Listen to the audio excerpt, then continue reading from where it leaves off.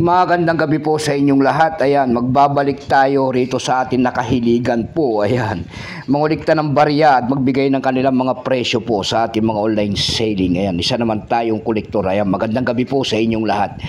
Ayan, may sharing na naman tayong barya at ang pag-usapan natin barya ngayon guys. Ayan, year 2009 po. Ayan, 1 peso po.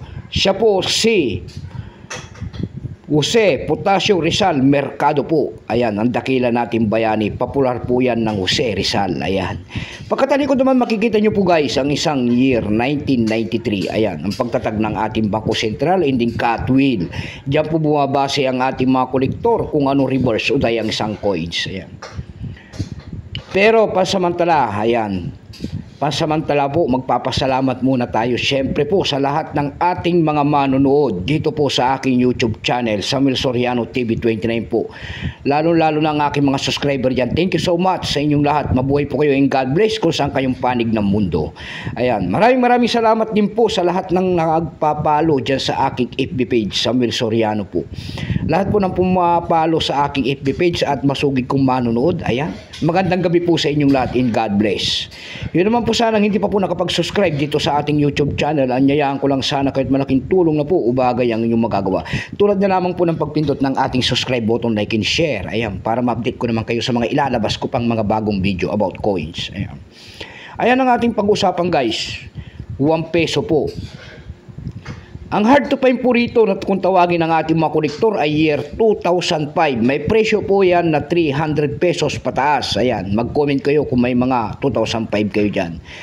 Yung semi-hard to find naman kung tawagin nila rito ay year 2006. 50 pesos po ang presyo pataas. Ayan, mag-comment kayo ulit dyan kung mayroon kayong mga ganyang mga barya.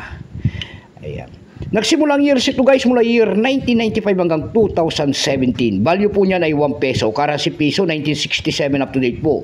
Kung ano materialis ang ginamit sa barya na yan, yan po ay nickel plated steel na mamagnet po. May bigat lamang itong 5.55 grams. May haba naman itong 24 mm. May kapal po naman itong 1.9 mm. Orientation po niyan ay middle alignment. Number N-17107. Reference number KM-269-A. Ito pong year 2009 na ito guys, kung tawagin nila, ito po ay board letters, reverse die 1. Ito po ay 14%. Ayan, kung ilang piraso po ang ginawa sa barya na yan, hindi pa po may ipakita ng ating Bangko Sentral at ginagamit pa. May price appraisal na rin po yan doon sa ating numista. Yung kanyang almost circulated po ay mayroon ng presyo 13 pesos. Dako tayo sa kanyang price doon sa ating EB.com.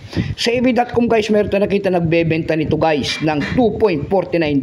Nasundan po ito ng $1.50. Ayan. Dako naman tayo sa Carousel PH. Sa Carousel PH po, sa pangalawang website. Ayan. Sa Carousel PH naman po guys, meron tayo nakita nagbebenta nito na ang seller po ay si Jerome. Ang binebenta niya doon ng year 2009 niya ay binebenta niya ng 500 pesos. Nasundan po ito ng 100 pesos. Ayan lamang po ang aking may babahaging kanyang presyo po. Keep safe po sa inyo lahat and God bless.